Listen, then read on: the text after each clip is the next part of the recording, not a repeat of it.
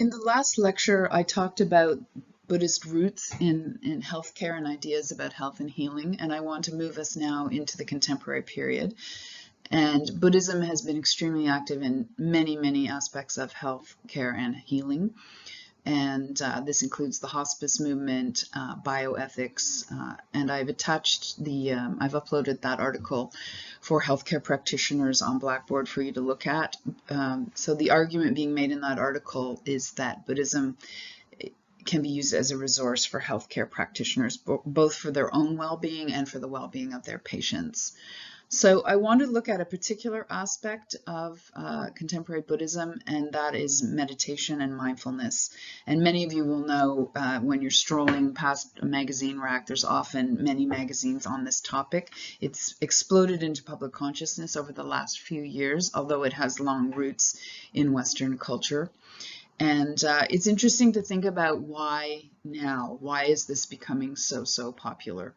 So for one thing, psychiatrists, psychologists, psychotherapists, social workers are becoming much more open to practices like meditation, whether it's yoga, coming from yoga, Buddhism, contemplative traditions of various kinds.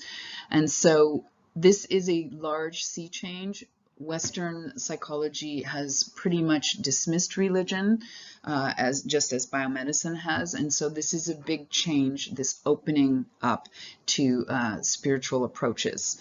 So Froma Walsh, who is a professor of psychiatry at the University of Chicago, has written on this topic, and so she writes, "Over the centuries, people have lit candles, prayed together, meditated, and quietly turned to faith for solace, strength, and connectedness in their lives. In times of crisis and adversity, spiritual beliefs and practice have fostered a resilience and recovery from loss, trauma, and suffering." So she came to this realization in her own family practice, where she gives the example of a family who were trying to recover from the tragic death of the father. And so she became aware that the family had spiritual resources. So she began to realize, why not use them if this is going to be helpful in their recovery? And so she writes, "Despite psychotherapy's roots in spiritual healing traditions, developments in the mental health field produced a schism between faith-based and scientific paradigms." So we've already looked at that in the biomedical model. So it's interesting to see the way psychology and psychiatry has opened up. And one of the reasons is there's a large body of research now that shows the effectiveness of practices like mindfulness for conditions like anxiety and depression. And so that's definitely had a large influence. I think also many of those people have perhaps been practicing it themselves, and so then can bring it more into the mainstream. And so I want to look at some examples of how this has entered into the West. But just before I do that, I do want to say that Buddhism offers a different model of the mind, just as yoga offers a different model of the mind. So as I've been saying throughout this course, we have to kind of enter into a different worldview and realize that there's not just one way of imagining the human psyche. And that said, even within Western psychology, there are many, many different models of the psyche. So this idea of being open to a different model of the mind. So as we know, Buddhism is centrally concerned with the psyche and with the mind, because from a Buddhist perspective, that's what sets action into motion. And so it's impossible to move forward if you haven't purified the mind. So I want to look at a number of the pioneers and influential people who have been bringing these practices into the West. As Numruk notes, it divides to a certain extent between people who were born Buddhist in largely Buddhist countries and those who have converted. But there's also a third type of person who isn't Buddhist per se, but has taken on these practices. So I'm going to give examples from all three in this lecture. I want to start with looking at Pema Chodron, who is a convert to Buddhism.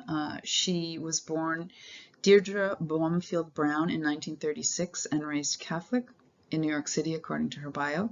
And she followed the trajectory of a middle-class woman of her time, and so she went to university, she got a master's degree.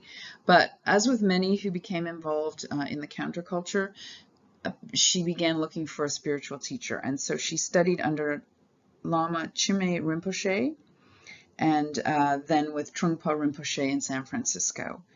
So eventually she converted and then went on to become a nun. So Pema Chodron's very interesting in that she's had numerous best-selling books, and where she takes the concepts from Buddhism that can seem very philosophical and abstract and applies them to the issues of the current day. So just to give an example, one of her most current titles is called How We Live is How We Die. And we can see from that title that she's taking on topics that are often kind of underground in secular culture, or as many have argued, our death-denying culture. She also has written best-selling books using the philosophy of impermanence and the idea of impermanence in dealing with challenges in life. So Pema Chodron's been on Oprah. There's pictures of her chatting with Barack Obama. And so she's really been an influential part of bringing Buddhist teachings into the mainstream and showing their relevance. She's also written books, as you can see here, on meditation. So on her website, which is the website of her foundation, it states that they're dedicated to preserving and sharing her teachings and inspiration.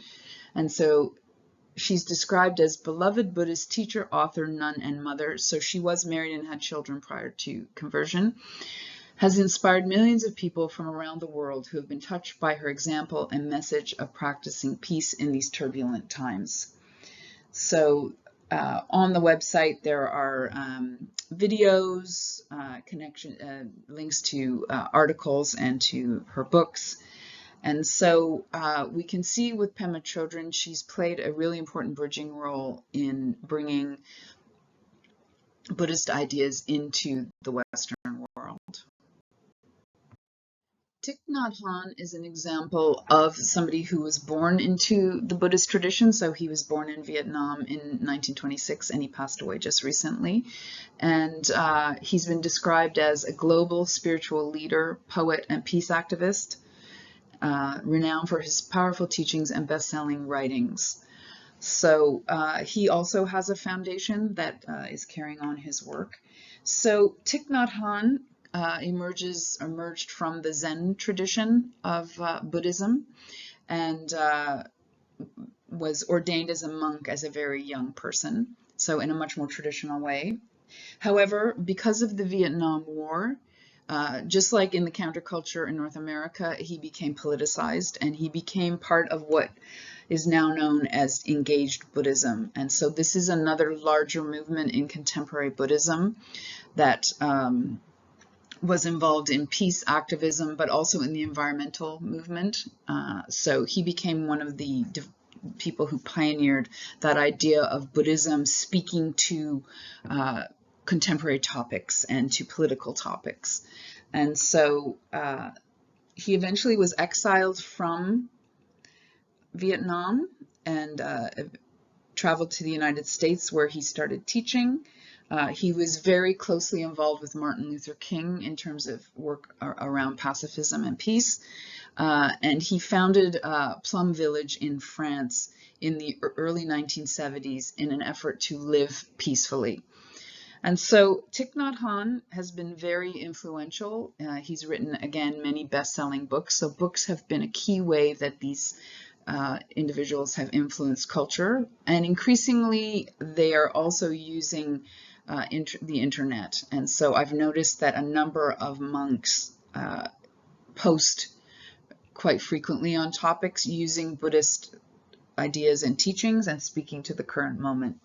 So figures like Thich Nhat Hanh have pioneered this idea that these Buddhist practitioners, monks, and nuns can counsel and contribute to mainstream society. So rather than just being in a monastery or convent and meditating, they're directly engaging with the world and attempting to influence it for the better. The final figure I want to look at is Jon Kabat-Zinn, who was born in New York City in 1944 and who studied molecular biology at MIT.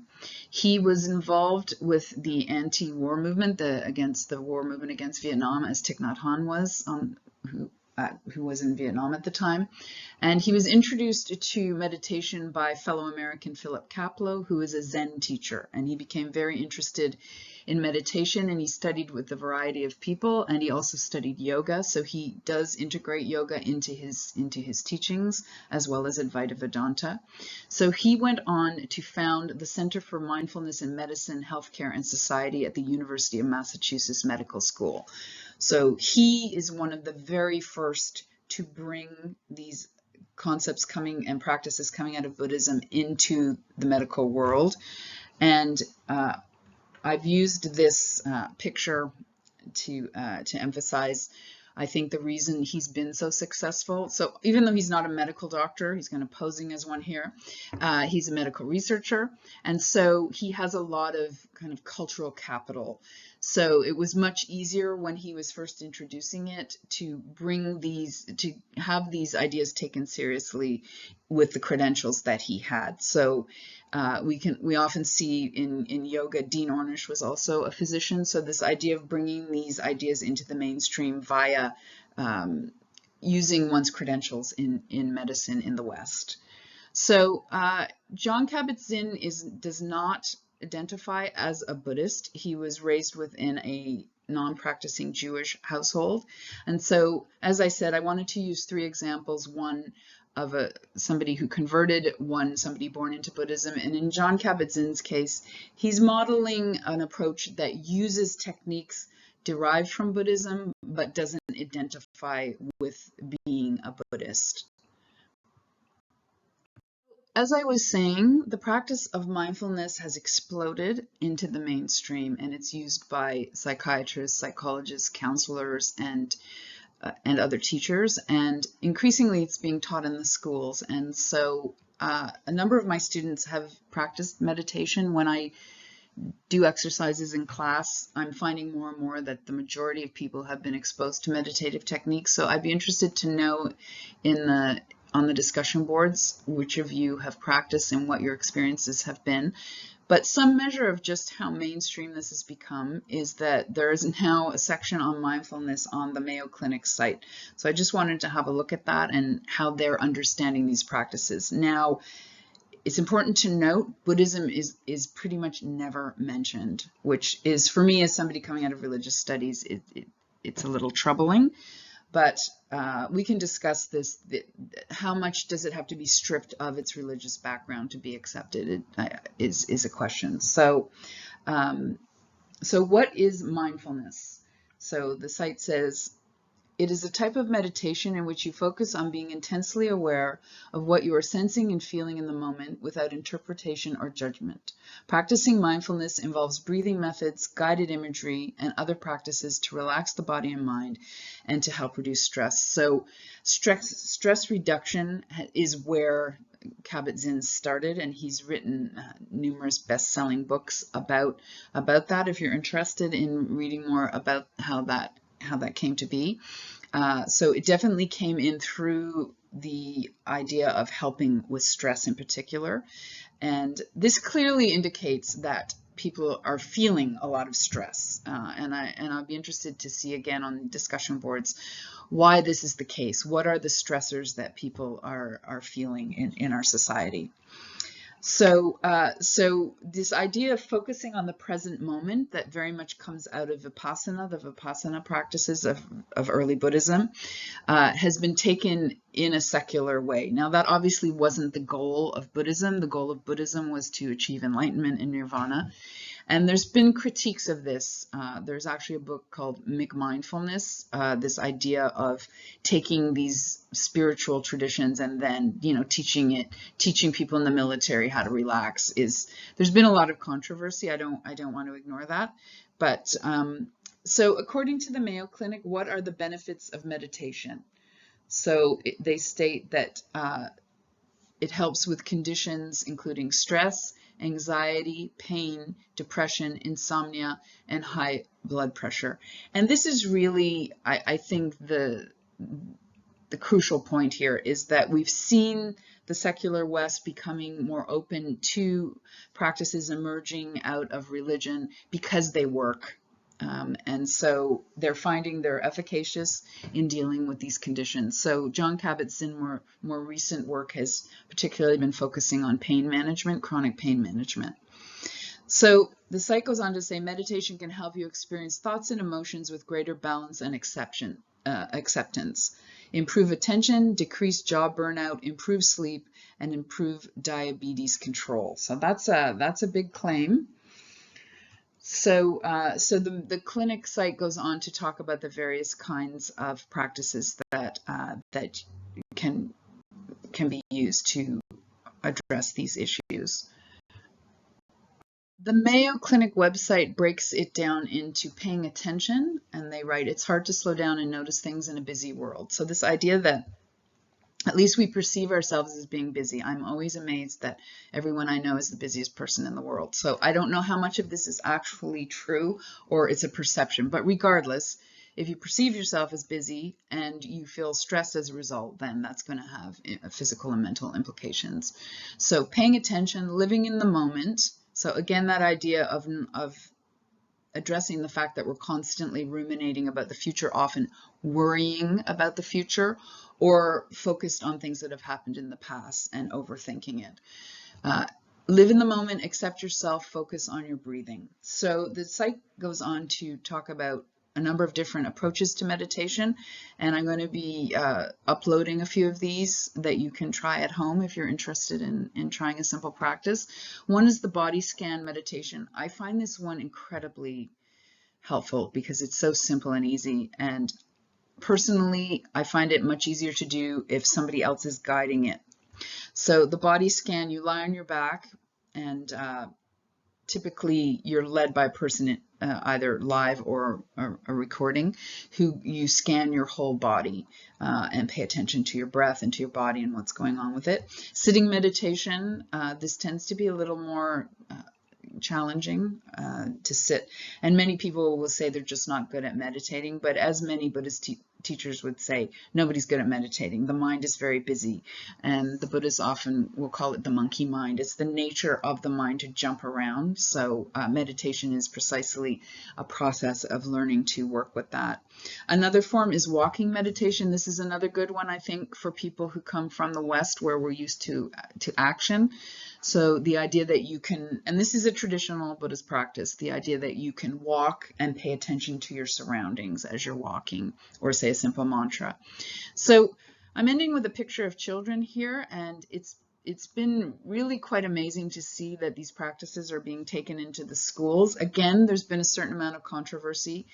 Every now and then I'll see an article where a parent has objected because they feel that Buddhism or yoga is a religious practice. So I'm not saying that this is a simple or easy matter of bringing it into the schools, but I think it's a very important, when I think about it, if all children were taught some of these tools, I think it would make a big difference as they get older. And so another really important aspect that meditation and these kind of practices can help with mindfulness practices, yoga practices, is emotional regulation. And so this is particularly something that children have to learn. It's part of growing up, obviously. So that idea of the way that these practices can contribute to calming the mind, calming the emotions, and so on. And so these practices then emerging out of Buddhism can become part of the toolkit of people as they get older and face the challenges and stresses of life.